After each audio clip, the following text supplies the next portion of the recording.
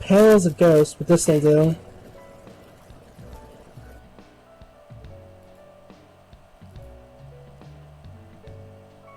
Oh, I look like Michael Jackson's sister. Does Michael Jackson has a sister? Yeah, I think he does. Nice. I think we're live now.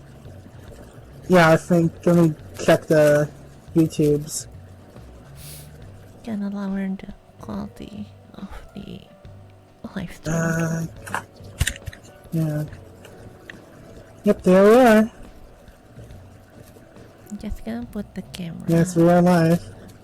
I'm just gonna put the camera on you, so all of the attention. Okay.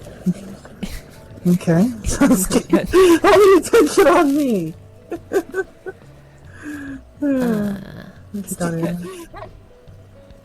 I think I want to check audio. I'm a bit loud. Let me turn my audio down. I'm gonna turn you down, Olio. There we go, echoing. Yeah, I don't want to feedback, so. Let's see. Settings. I think it sounds fine now. The devices capture. There should be. I'm gonna open the chat. Am I coming through okay? What? What? What? No, what do you say? I said, do I sound okay? Is that coming in alright? Yes. Good. So welcome to the stream, if anyone's watching. Looks like there's two, but I think I might be included in that just since I'm monitoring the chat. Here, let me I think that's just you and me.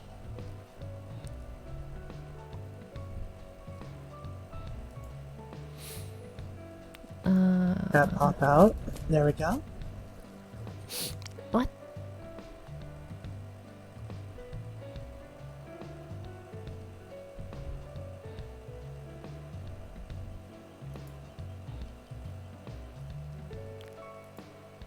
Oh, do you like watch the what's the name, the Second Life viewer group?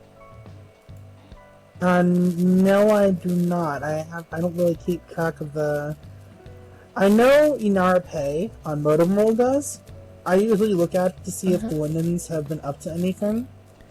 So, but as far as I'm aware, I haven't noticed anything that's been new outside of some kind of addendum to or update to Animesh. I forgot what it's called. World. So every 2 weeks they have this like meeting where they talk. Yeah, they have a meeting. Right? It's not the viewer. Yeah. I think it's called the third party viewer meeting. Yeah, the TPV meeting. Yeah, I know about it. Yes. That's what I was talking about. Is in the last one. I'm looking. Yeah, last one. April 18th. Yes, they were talking. Yeah, the one now having next thing. They were talking about this camera preset viewer. You can see on the screen there. And I also, there was a mention of the Project Muscadine, which was what I was talking about, the Animesh follow-on. The Animesh update that was gonna... I'm gonna give you the link to the camera preset viewer. So now you can like save your camera position like as a preset, I think, just like in Black Dragon. Interesting. I mean, I'm not sure if that's what the viewer is, but I think that's what it is from the name. Now, I can see that being useful for machinima purposes, because as far as I'm aware, Black Dragon by Neuron V is the only viewer that Second Light has at this time that's really capable of professional grade machinima development, mainly due to the fact that from what I've seen, it does all the other viewers lack the feature sets that it contains. Things like I think more advanced wind light control, the ability to pose your avatar without having to use a third-party heads-up display. I did hear a while back that Linden Lab had considered adopting Neuron's code and potentially using it in the viewer, but I don't think that's gone anywhere. But that's just a rumor divert. I personally don't know. I've heard it somewhere a while back. Don't quote me on it. But they said that at one point it was either going to be adopted by Firestorm or the main SL viewer. I don't know which one it was going to be. I haven't heard anything about that since. It also, as this viewer update says, cameras are one of the things that SL lacks. And if I recall right, Black Dragon allows you to control the cameras to a more extensive manner. I think keyframing was a function, unless I'm mistaken. I'm not sure. I don't use Black Dragon a lot. But yeah, I don't use it too much since I run on Linux, but I did work on trying to get it to run on Linux. It does. It doesn't really require that much work to do. I just haven't written up a Lucas installer for it. Because Lucas's installer script, every single time I take a look at it, it looks like it's Greek to me, and I don't understand a lick of it. Hell, I still planned on doing a installer for AI Shoujo, which was a, not safe for work application. I'll leave it at that. Though it's recently been released on Steam, and I'm pretty sure that ProtonDB will eventually have instructions on how you can set it up using ProtonDB or Proton on Steam. But off that topic, the camera presets, I could see it being useful. Personally, I don't really use camera controls all that much, outside of the bare basics like Alt, Control, click to rotate around an object, Alt to zoom in and out on an object, and just basic functionality like that. I rarely, if ever, use the built-in like presets like side view, front view, rear view. I do use mouse look, and honestly, I feel that Second Life leaves a lot to be desired for its first-person functionality. Because you can't sit on objects while in first person. You can't manipulate objects in first person. Well, outside of clicking on them. And even then I've noticed that's questionable at times. Sometimes it will work, sometimes it won't. I think I could see that Linden Lab would for like new users who don't like the default camera view of Second Life. You know, like, like people who are more used to video games and stuff. Yeah, I could also see there being benefits for new users familiar with first-person games and shooters and the sort if first-person controls were updated and improved. Ironically, Second Life originally was supposed to be a first-person shooter, if I recall right, back in its early days. It was some kind of project by Linden Lab. I don't recall exactly what it was supposed to be, but it was years ago. Correct me if I'm wrong on this. But suffice to say, it's strayed a lot from its roots, since first-person functionality in SL leaves a lot to be desired. It was supposed to be better than Counter-Strike. I'd suffice it to Counter-Strike has us good by a country mile, but that's just me. There's also, I'm looking at the project viewers, copy-paste viewer. I'm not sure what is now what I'm looking at. Makes building easier for all of convenient copy and paste buttons available in the edit menu. Suffice it to say, I'm wondering why the hell that wasn't a thing in the first place. I'm gonna put it on Zirbens is something that caught my eye. I think this is mostly for builders and stuff. Yeah, it'll be for builders, Oh, obviously. When I look at the Zirbens viewer, or maintenance release candidate viewer, it doesn't really discuss anything with the viewer itself, just explains about what the namesake. Like, it says that the Zirbens Stone Pine Liquor is a specially crafted beverage that comes from the Alps in Austria. And I'm sitting here like, I mean, that's nice. I mean, Microsoft's operating systems back like XP and so were named after fucking, pardon my French. Fine. What was it? Frickin' two freaking ski resorts. I think in Washington State, or Colorado. I forgot which exactly. I think probably I can't remember the code names, but you're not giving me much to go on. It says it's a maintenance release candidate viewer, but it's separate from Love Me Render, which is supposed to be a similar thing that's supposed to clean up the rendering pipeline. Hold on. I'm gonna put on the Love Me Render viewer on the screen. Hey, I'm Mac. But yeah, the other viewers that I'm looking at are the project ones that are the 360 Snapshot project. I've seen that in development for quite some time.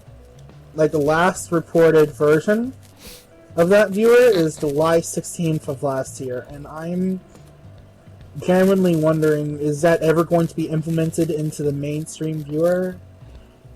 Or into Firestorm, or anything like the sort? Because it feels as if that that project is either at a dead end or it's on the back burner. I think they're focusing on migrating to the cloud and stuff now. Yeah, they're probably focusing on that. project. Legacy Profiles was more recently updated. Saying apparently legacy profiles were updated September 17th, 2019, version 6.3.2 build 53836.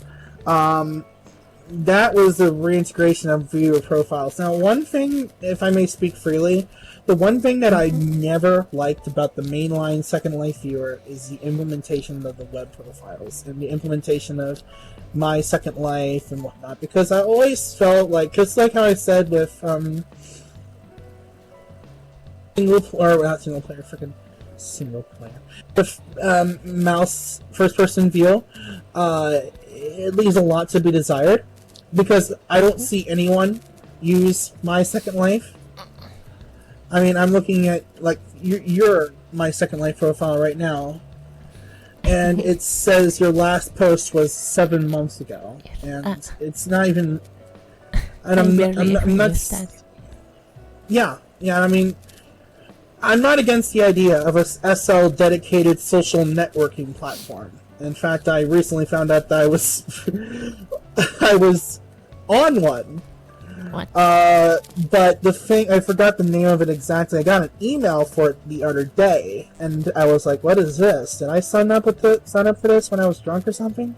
And even though I don't drink, I signed up for it, and it's like a Facebook-esque social networking platform, but for Second Life and other virtual worlds, I think I've heard like Active of it. Worlds, the Metaverse grid, like outside of SL, like Worlds and Kitely and a few others. One thing that I feel that could have been done better about My Second Life is a more, how do I put it, more upfront use of it. It should have been more integrated into things. Like more. I could see it being integrated into events and into other things like that, like into land ownership, possibly.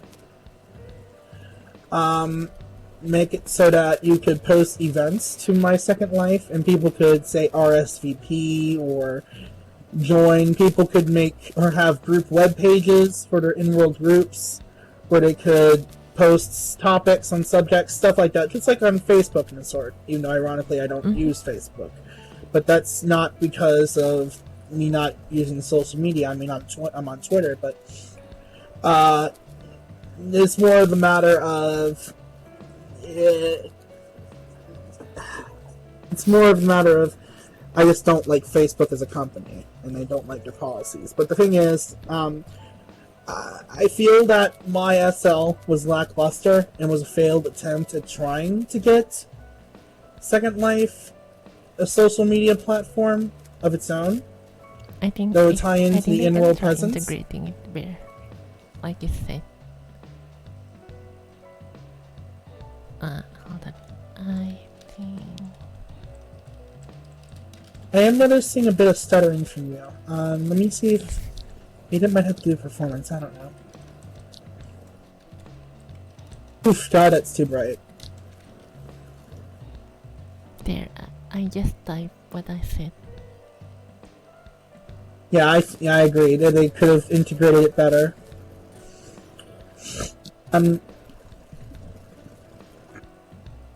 One of the things, if I may speak briefly about it, that I've been ranting and raving on Reddit and Twitter and all over the place is the return of last names. And truth be told, I'm not a big fan. I've made it known online. Why? That I'm not a big fan. I've been complaining about the last names debacle since it was announced. Now, don't get me wrong, I'm not calling out those who have used last names or used last names feature or paid for it. If you think that's what you want to spend your money on, that's your prerogative.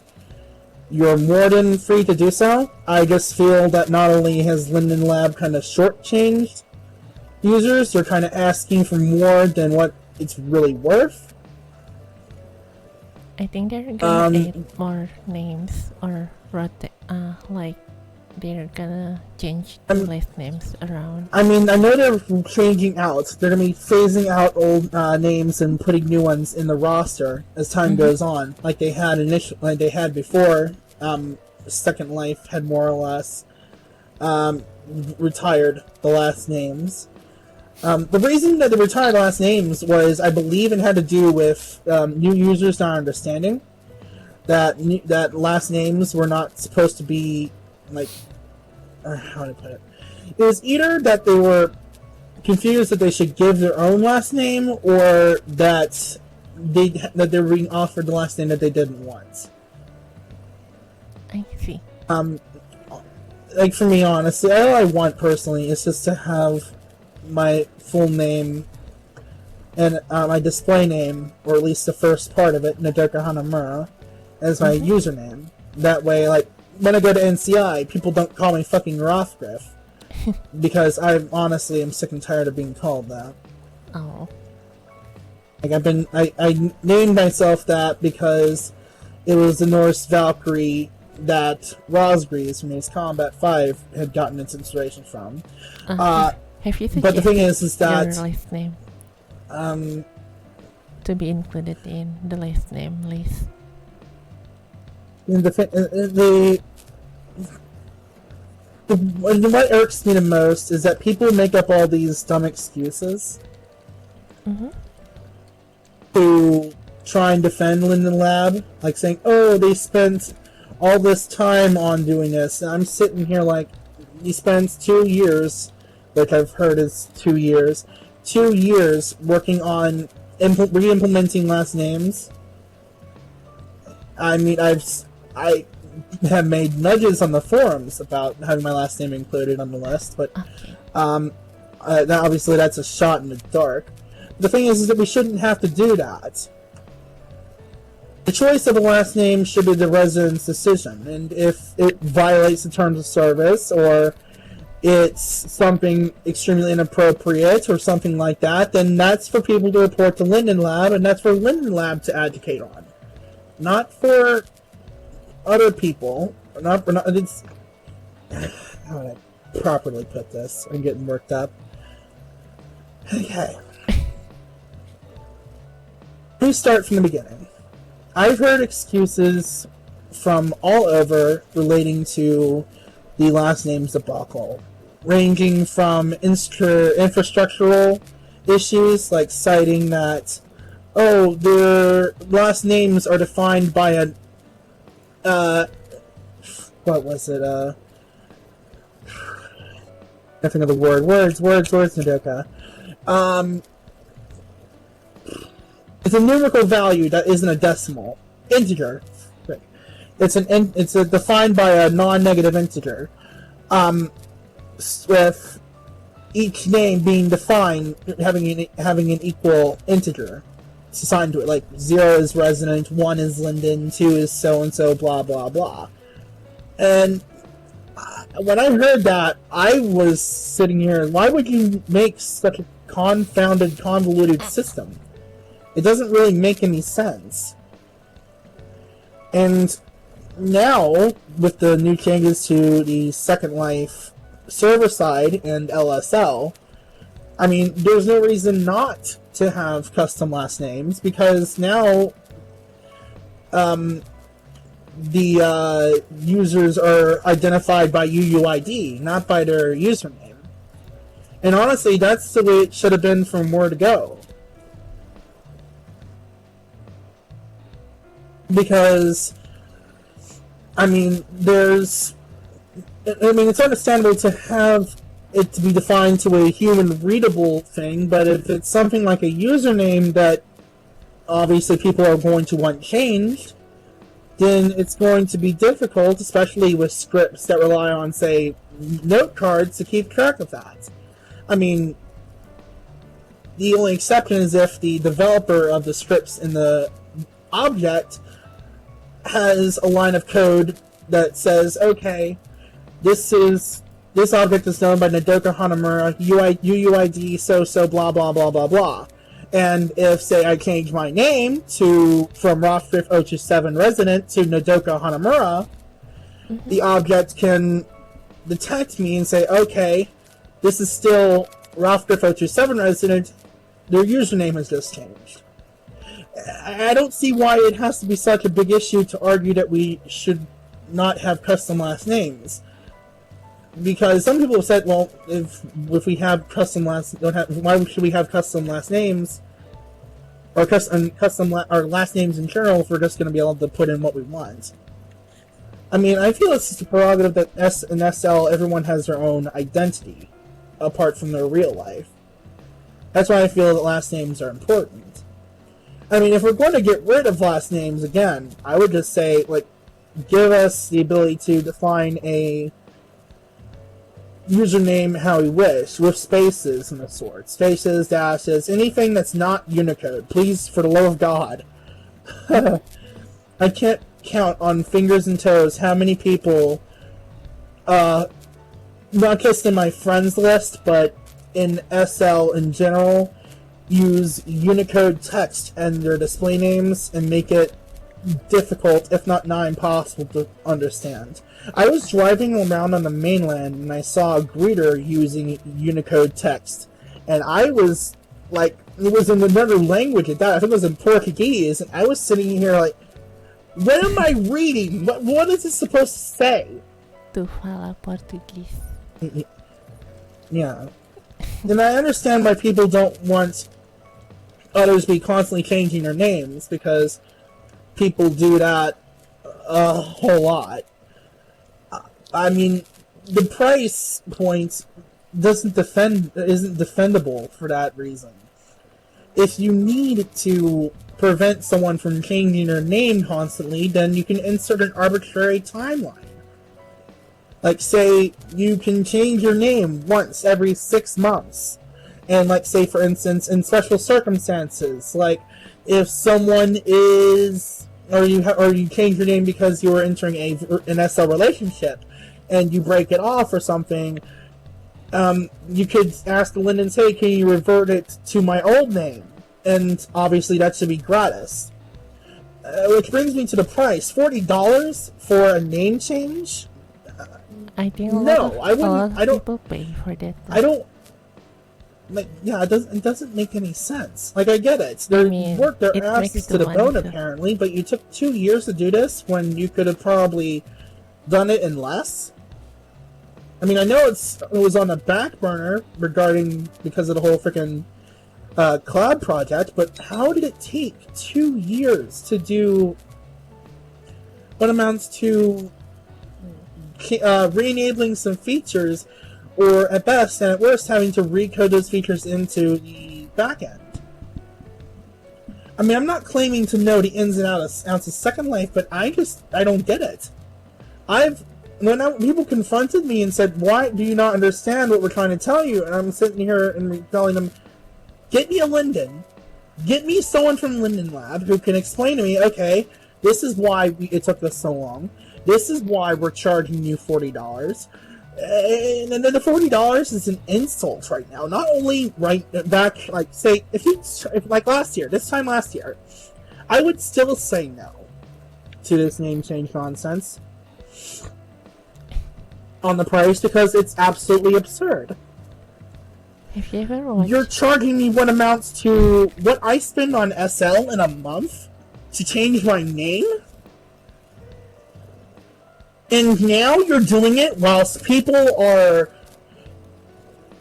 facing the streets, or at worst and at best are without employment, or are working their asses off in hospitals and grocery stores to keep our economy, how failing it may be, alive?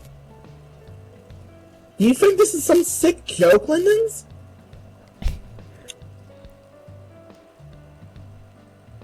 I see.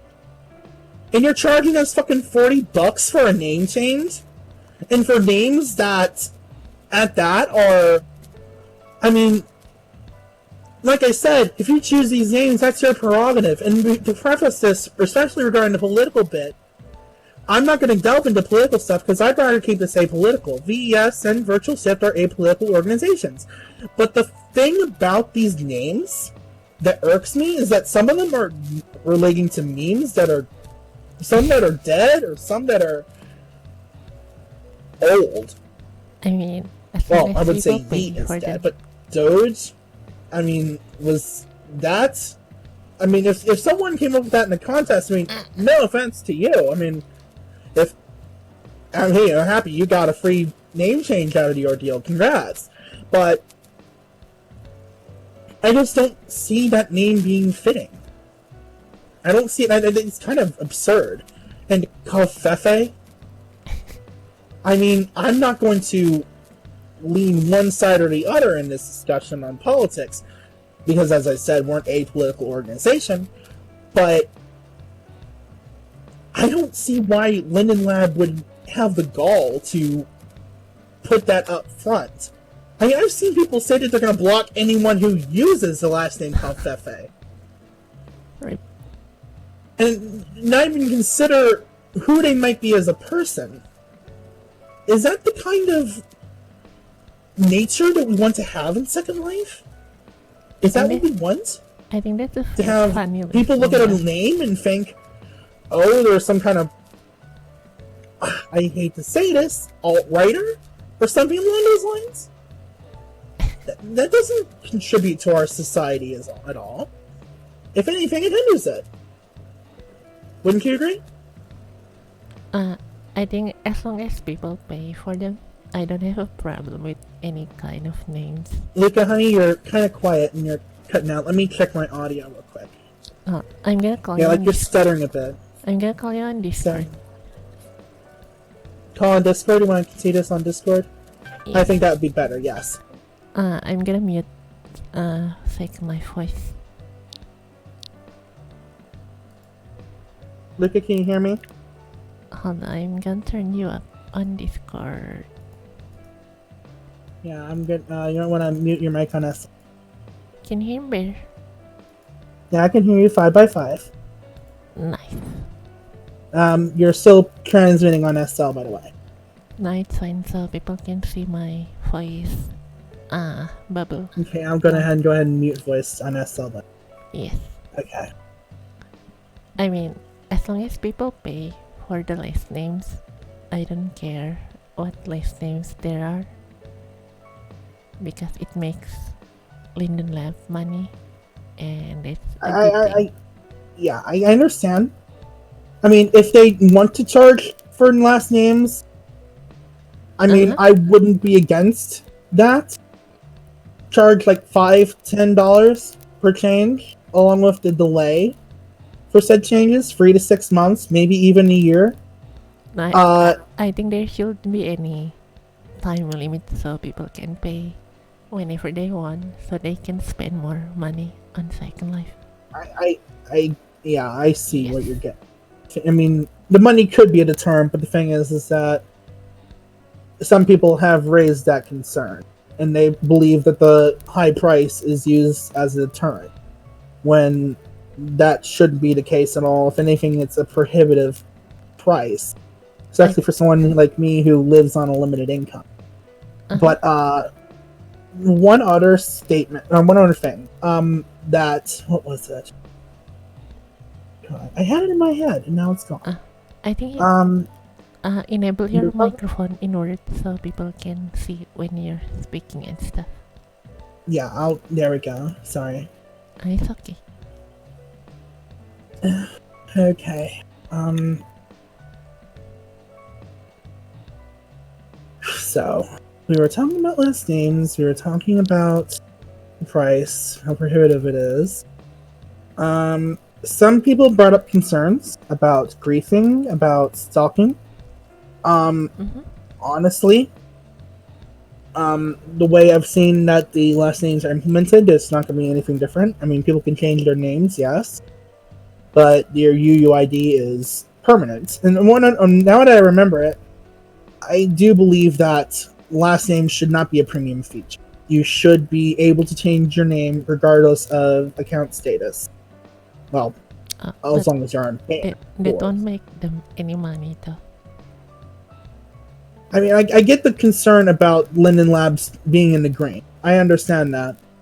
And honestly, I feel you on that part, but the thing is that there's trying to maintain an economy and keeping SL afloat, and then there's just being greedy. And I feel this is greed on Linden Labs' part. I understand that, like, how would I put it? You put the Lindens on a high pedestal. I mean, I'm of a different strand. Because I do criticize Linden Lab for a lot of things. And I don't do that because I think they're terrible people.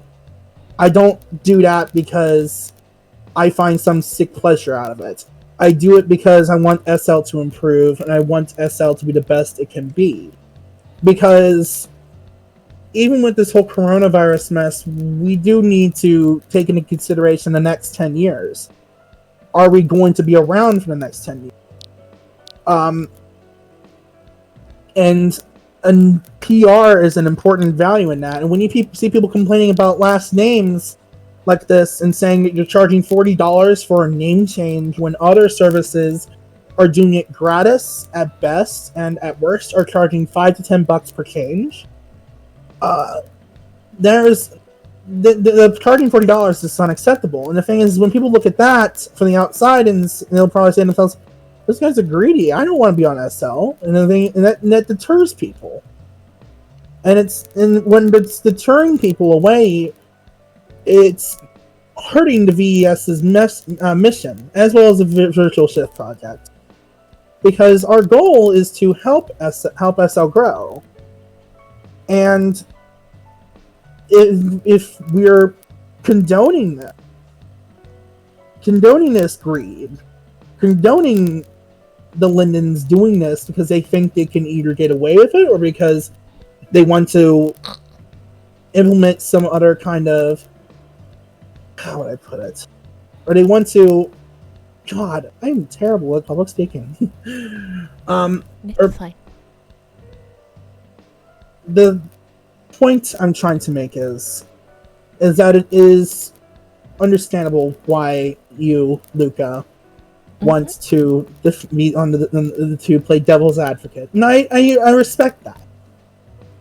And But at the same time, not only has Second Life on its own been self-sustainable, but with the recent sale of Sansar to Wookiee, we have seen Linden Lab has probably seen an uptick in available assets to them. So they probably have a lot more money at their disposal than one would be left to believe.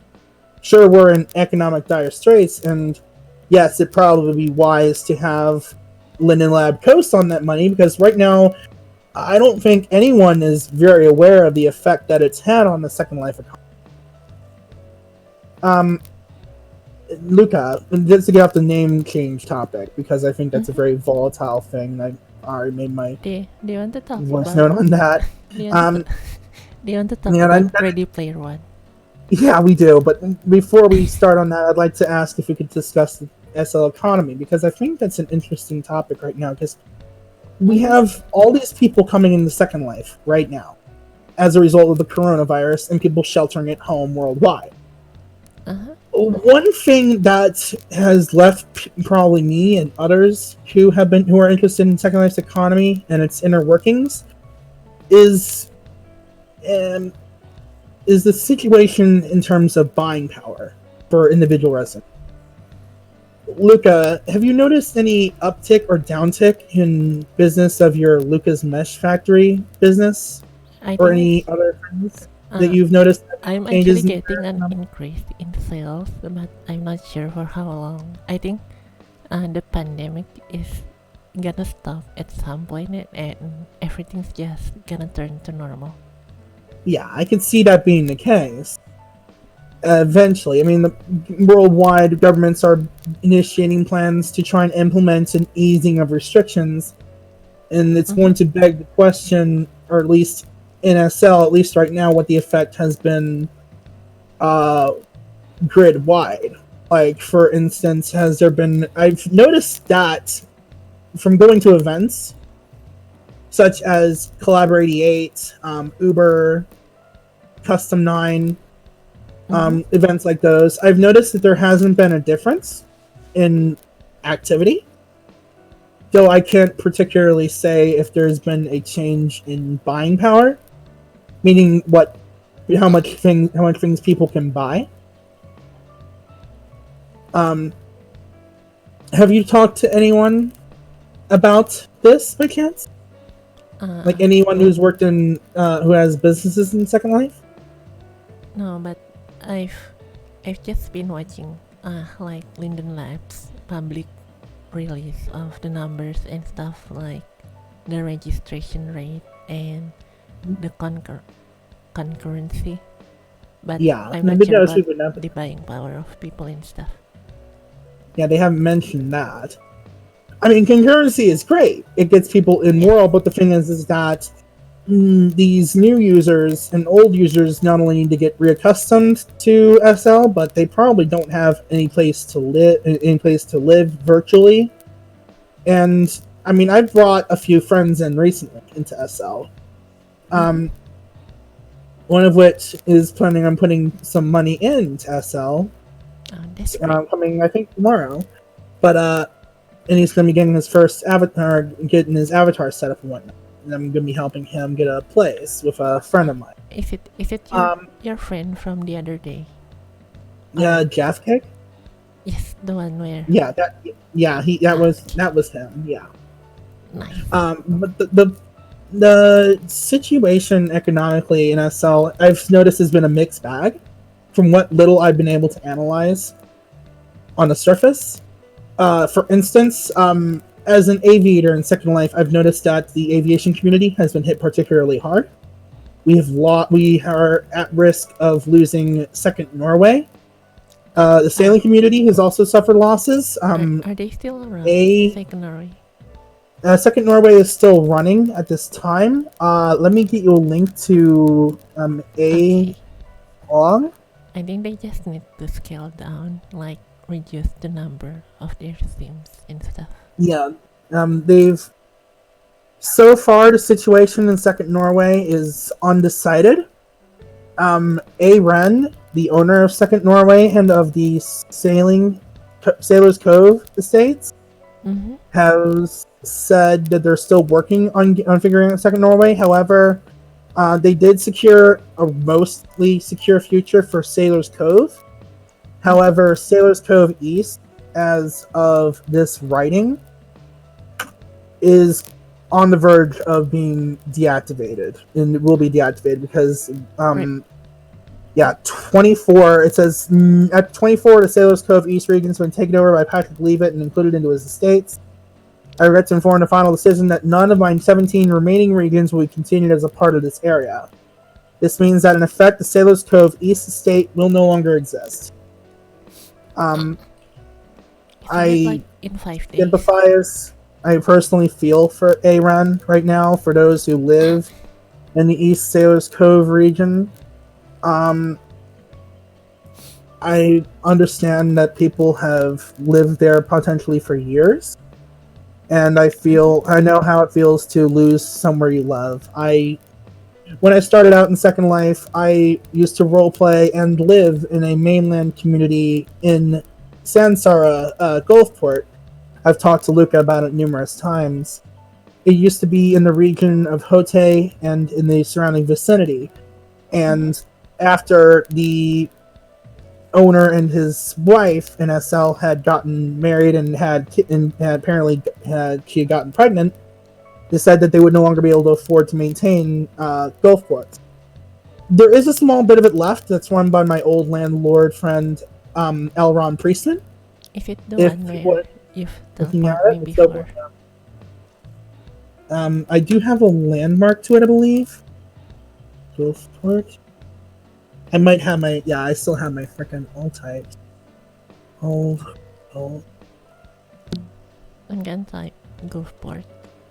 Yeah, they probably might show up in the there, but this is the general area where it is. In Old Gulf, in Hote. Another place that has suffered, or the AVH community has lost more or less, is the Alexander Airport here in Satori. I actually, Mirai Group, the organization I run, used to have a base of operations there back when we were known as Grin Solutions, KG. And to hear that SLAI had disappeared, which was another name for Alexander Airport, it's a shame to see that SLAI had just disappeared without me having a chance to say goodbye. But all in all, it's been a mixed bag. I'm pretty certain that other communities in Second Life have possibly had similar losses. And honestly, I sympathize with those who have lost a home or have had to give up what amounts to a place that felt near and dear to their heart. And I feel it for you in these times, especially in your real lives as well, regarding this whole coronavirus mess. And if I may depart for a moment, I'm pretty sure we will all get through this together as a united Second Life community. Yes. But I want to get us back on topic because we've been talking for about 40 minutes about Second Life and not gotten onto the topic at hand of the video, which is about Ready Player One. I have, and I'm going to preface this by saying I have never read the book. I have never watched the movie. It's like all I know about it is that the virtual world is named Oasis, and the whole promotion that they had at one point with Sansar back when it was still under Linden Lab's control. But Ready Player One is like Second Life, but worse. Really? How so? They have like this idea that a virtual world is gonna be like this very homogeneous place, which we know isn't true. Like people aren't gonna make like very similar buildings and stuff. Building avatars, yeah. So it'll be homogeneous and not, and avatars are all human. Yeah, I mean, I can see why that would be the case. And in Ready Player One, it's more like kind of a game to the general public. But yeah, go ahead. it's more like a game rather than an actual virtual world. Yeah. Like it's not structured like a virtual world. Like we know how Second Life is structured, like a lot like the physical world, and we know why they did that for a good reason. And Ready Player One isn't like that at all. It's just a video game basically, but the media, like everyone keeps saying that Ready Player One is like this kind of goal for virtual reality for some reason, even though Second Life or something like Second Life is a lot better than a more proper virtual world. Yeah. So it's just kind of funny whenever someone mentions it's Ready Player One. And it's just I can concur. Ready Player One, from what you've explained, it doesn't really show the nuances of what a virtual world is like. Yes. Like you can, like if you take a drive around Second Life on its mainland and look at all the different places, you will see some similar looking buildings I've seen in the past 3 weeks. But the same house that I use, made by Rush, that's been used in 3 different buildings other than my house. Yes, but in general, people are gonna have different kind of stuff. Yeah, but the what I wanted to say on the homogeneity bit is that when you create a homogenized world, there's not really any point to stay in there. To say, because if you like, I've been in VR chat and it felt quite a bit homogenous. I mean, there's different places in there, and I've seen a few, but it all just kind of feels like it all blends in. Whereas in SL, not two places are alike. I want to get to talk about VR chat later on if we have the time. Because I know we were talking yesterday with who was it? Or not yesterday, 2 weeks ago, because you were sick. Yeah, what was it? I think it was Winters. I hadn't watched it. It was I don't know who you were talking with, but you were talking about the whole VR chat and Twitch scandal, or not scandal, the whole double standard with Second Life. And I mentioned it on Twitter. I posted, and I directly poked frickin' Twitch and Switch support. I told them, and I quote, "You're willing to make exceptions and inroads for VR chat, but when it comes to Second Life, you're going to give us the middle finger and tell us to sod off." Yeah, that's very considerate of you, Twitch. I also tweeted wonder why I don't stream on it. And they haven't responded to my tweet. Of course they wouldn't, because they're probably on limited support right now because of the whole coronavirus. Alright. But back onto the topic of Ready Player One. Is there anything else of note that's to be discussed on that? There's a lot of things that are wrong about Ready Player One. But okay. I cannot think of them on top of my head right now. Yeah, I mean, one of the things that I feel that defines a virtual world, that would be what my definition of a virtual world would be, is a contiguous series of land masses. Much like in SL, it's not just an isolated, instanced world. Oh, yeah. Because, I mean, I've never liked the idea of instancing.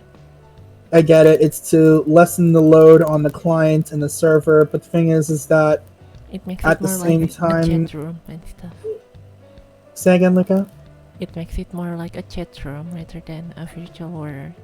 Yes, exactly that.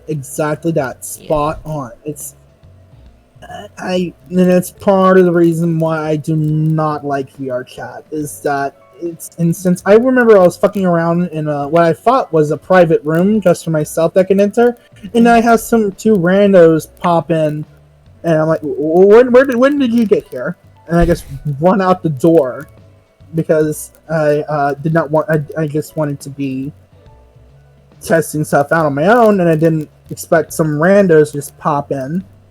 Mm-hmm.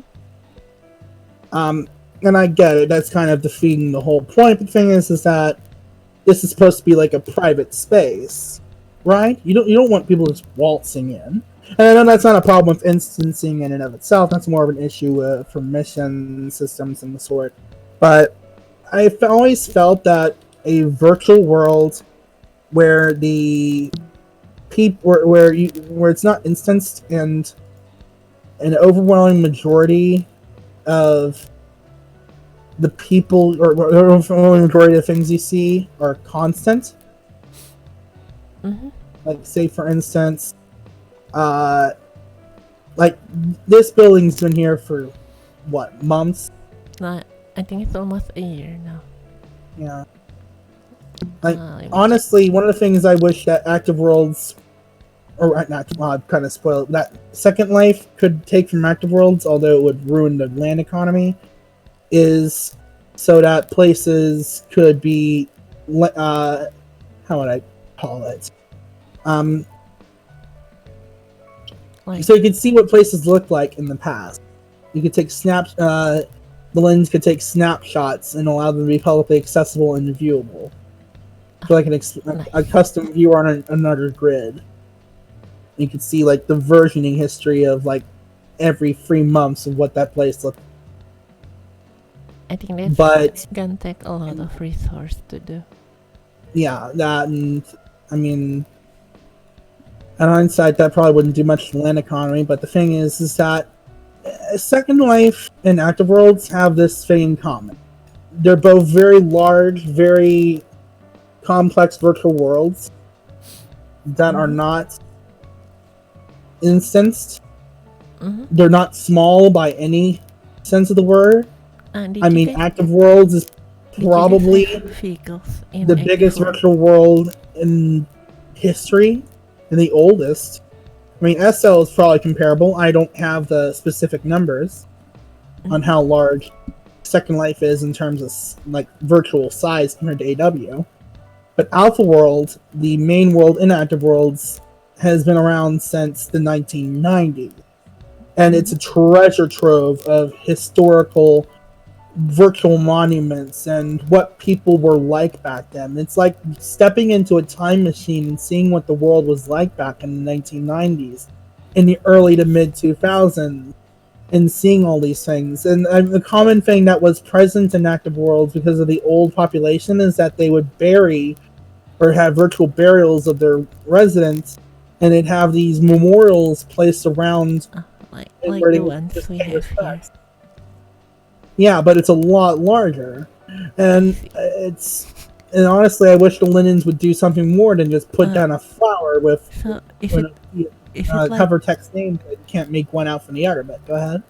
Is it like a giant cemetery now? Very funny. No. The state. You okay? Yes. You okay? Okay. Yeah, you're still kind of sick, I take it, but yeah, the areas are very spread apart. It's that massive. I've heard people say that Alpha World is as big as the entire state of California, and it's nice. I genuinely love it, and I don't go there very often.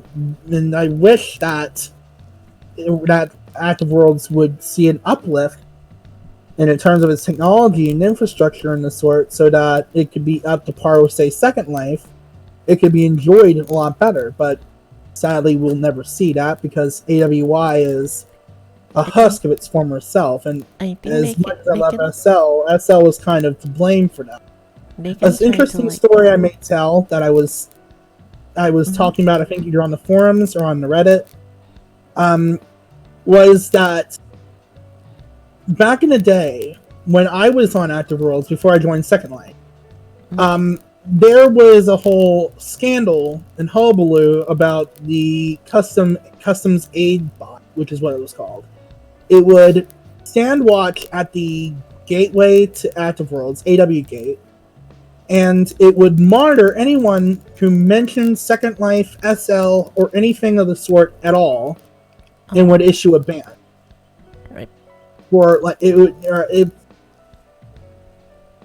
because I think someone in AW, I don't know who, it was years ago, like over 10 years ago, someone had been mentioning Second Life, and AWI had seen that their numbers were bleeding, and to try and keep it from bleeding any further, they just banned any mention of Second Life from AW Gate. Now, as far as I'm aware, the Customs Aid bod only existed in AW Gate, because it was a very small world. It was not like... I'd say it was about... I'd say about 4x4, 5 or 6x or 3x3, 2x2, 3x3 Sims in SL in size. And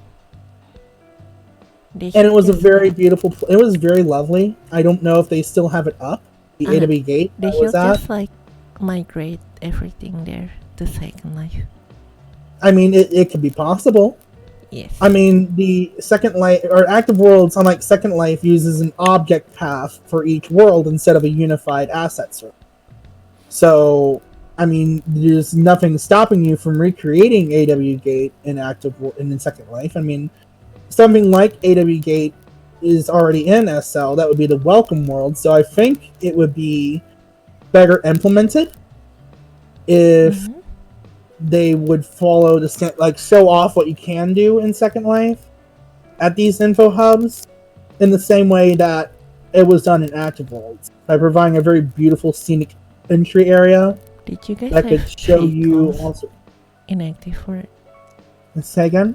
Did you guys have vehicles inactive for it? What calls? Vehicles. Vehicles, yeah. They were called movers. They were very, very, very, very, very basic. There was little to no scripting capability in Active Worlds. You could give objects basic instructions. You could create basic games. But Active Worlds was very, very simplistic. It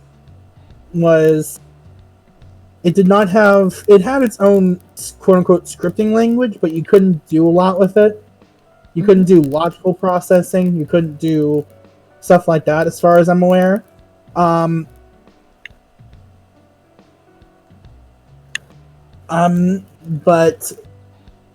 it is a beautiful place, and I recommend anyone who's interested in the history of the internet, history of virtual worlds, to go pay Active Worlds a visit, because it is genuinely a treat if you can spend your time looking around the various worlds and taking a step for time. And then get banned for mentioning Second Life. Nowadays the Customs Aid bot is long gone. I'm pretty sure. I think Rick Knoll realized that trying to not stopping people from talking about Second Life in public wasn't going to stop it, because if anything, that was a bad approach.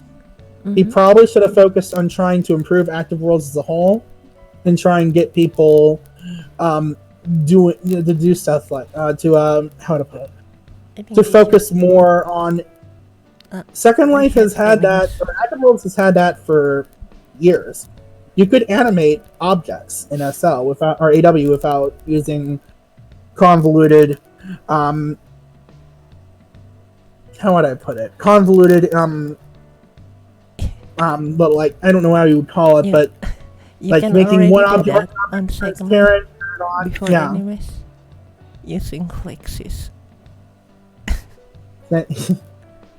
Say again? You can already do that on Second Life before animes using flexi frames. Yeah, really? I didn't know you could do that with flexi frames. I'm just kidding. But yeah, AW is personally a place near and dear to my heart, along with SL. I know one person suggested that and this is when I mentioned the whole SL custom aid or AW customs aid bot Mm-hmm. in AW or in the SL forums, I believe it was. And they said, "Oh, the AW is such a nice place. Why don't the Lindens pitch in and see if they can keep it alive?" And I'm like, I'm pretty sure Rick Knoll would sooner shoot himself than consider anything relating to the Lindens. Though, in all honesty, he's kind of at fault for that. I still Because think they should just move to Second Life. that's a situation easier said than done. And honestly, they probably. A realistic way of preserving AW would be if Linden Lab just kept or would to acquire it, and Rick Knoll would fucking have some humility and accept, okay, hopefully these guys won't fuck things up and screw over people. Because AW is a vital part of our history for virtual worlds. AW predated Second Life by 10 years, 8 years. It came out in 1994, 95, 96, around that time. And honestly, before that, there was Worlds.com. And when people think about Second Life didn't come from nothing. There were predecessors before it, and with VRCat, there are successors. Whether those successors succeed or fail is up to the sands of time to decide. But all in all, I feel that Active Worlds could see if the Lindens were interested in preserving it for the sake of historical reasons. I could see them controlling it just to keep it up and going. They wouldn't provide any kind of new updates to the AW client. Though, to be honest, I don't think the AW client has seen many updates these days, because Chris Peck, the only developer I'm aware of at AWI, has not done much. But can you blame him? The guy probably works on this as a pet project and probably isn't paid all that much. I don't even know. I'm honestly surprised that AWI is able to keep the lights on, especially during this whole coronavirus. Because AW's population has been plummeting for years. And yes, there were upticks in that. There was an interest when Vinny from Vinesauce had visited AW and actually had made a somewhat popular figure out of I forgot her name. Speaking of YouTuber, have you watched that new Second Life movie by Mr. Moon? I have heard of it. I actually was looking at New World Notes to see if there were any new posts from frickin' James Wagner Al. I saw Moon's Ticket to Hell, which I will have to watch that later. My friend told me about the video, and it's kind of funny. Yeah, it ironically kind of goes over the song and dance of a new resident to Second Life, because they gotta get a mesh avatar, because the current avatar that Linden Lab gives you, along with the one that Linden Lab has been using for years, instead of replacing the old avatar, they band-aid and they create a new one, or they just create these non-standard avatars that aren't even fitted mesh. And if anything, to me, it's always felt like they're just putting a band-aid over a bleeding put the link to the article in chat.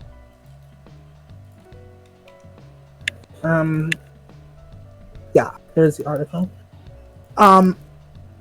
One other thing, and I understand, and that is always has concerned me, that these new users have to put so much into SL just to get started. I mean, they can just start like free. I mean, yeah, there are free assets. The thing is that if they're wanting to look up to spec with, say, you or I, they have to put a sizable chunk of money in. And I mean, it's not like hundreds of thousands of dollars. Like, you could get started in Second Life with 6,000 Lindens to get yourself. They can just be like a furry. You only need like $10 to be a good looking furry. Yeah. I mean, it depends on what you're looking for. I mean, if you put $25 into SL, you have like 6,000 Linden dollars at your disposal, And that's a which lot of more or money. less, yeah, and it leaves you like a lot of room to breathe, and probably some room to breathe depending on what you want. Like for female avatars, it's very pricey. Honestly, for female avatars, I recommend starting off with a body like the Beleza Freya or Slink Hourglass, because Kimono. I found those to be the cheaper bodies in the market, and they still have a sizable chunk of support. For a head, I'm using the Utilizator mode normie head, which is very cheap and you honestly, for the love of God, if anyone who's interested in SL might be watching this, do not buy Katwa fit mesh heads. They charge you an extravagant amount for They look good. what amounts just a head, when you can get something like this, which looks just as good, for 500 lindens, 800 lindens, or 800 linden dollars. And the clothes I'm wearing right now, you could probably pick up for like 1.5k, and that still leaves you like with probably 1,500 to say buy a car or spend on other things or just hold on to if you find something else to do. And the thing is, everyone should just be a furry. Yeah, I mean, furries I've heard are cheaper, but I mean I'm not a furry myself, so I mean it depends on what you want to be. But on the topic of the video, of getting started into SL, it's what I've seen and that seen users have to get used to in order to start in Second Life. And I've noticed that, like, you talked with Nep Falk a while back with Nep Falks, the owner of Topmart, or owner Top. A while back, you discussed the James Wagner Owl, talking about the new user experience in Second Life, and I have to agree that there is probably something wrong in the user experience. I haven't been to the welcome areas in a while, and even then I didn't really explore them that much. I only went there because I was going there with a friend who's been in SL for a while. Speaking of, I hope she's okay. I haven't heard from her in a while. But I feel that community-run info hubs like NCI Kula probably do a lot better in terms of user retainment because it's more orderly. There are community services provided, like NCI provides classes for learning how to script, learning how to use SL, learning texturing, all sorts of things. And just help in general. It provides freebies. They are a friendly bunch. I mean, I started out at NCI Kula, and I recommend it to anyone who, ranging from just needing a sandbox or just who wants to get help with starting out in Second Life. I recommend Kula every time. Because the guys at NCI, even though I'm not too keen on the G rating of Kula, I respect a lot of what they do, and it is kind of my birthplace, more or less, in SL. But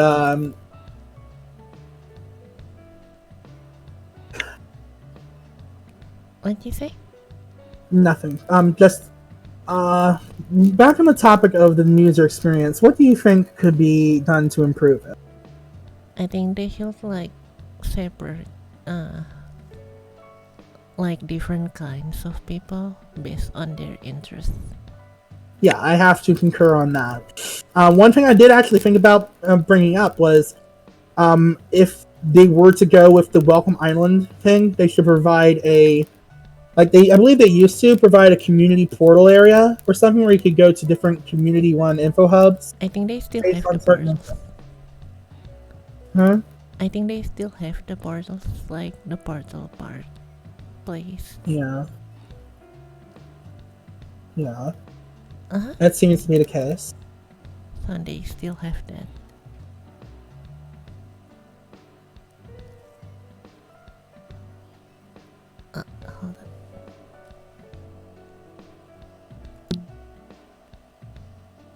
Hold on, what? No, I'm just. Never mind. It was just someone. Yeah, someone driving by. Yes. In their car and stuff. Yep. Freaking. Yeah, I can't wait for my stipend to come in. I do want to put some money into SL for a few cars, maybe an RV. I don't know. I'm debating what to get. I'm already planning on upgrading my computer, but before I move into that, I did mention in the forums a while back when the whole discussion about SL's marketing came up. I did, when you brought up the video with me, Sarah, and you going for a drive and discussing SL's advertising. First of all, the ads that Sarah was mentioning, I know you probably know. The I think I'm gonna end the stream here. It's been more like 10 an hour. Oh, really? Yes. Well, I guess that's how time flies. Okay. Well, hopefully we can stream again sometime next week. I'd like actually having this chat. Yes. So, thanks for everyone who came to the stream. Yeah. I'm gonna put some smiley. Okay. Take care, everyone. Alright, thanks everyone for joining us. Next week. What'd you say? I said thanks everyone for joining us. Yes. Yeah. See ya.